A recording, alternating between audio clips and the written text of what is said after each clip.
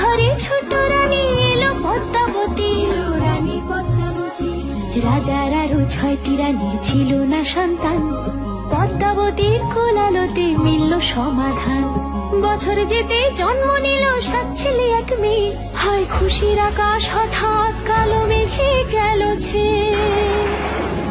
হিংসেতে যায় জ্বলে পুড়ে বাকি 6টি রানী, যুক্তি করে ঘটায় ওরা 7 কুমারের হানি।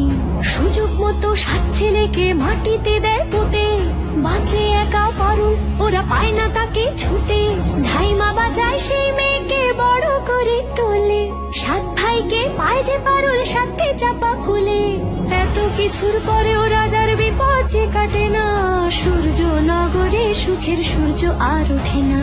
হিংসা বিবাদ বিচ্ছেদ আর প্রেমের কাহিনীতে পারুল বোন কি পারবে 7 ভাই চম্পাকে জাগাতে?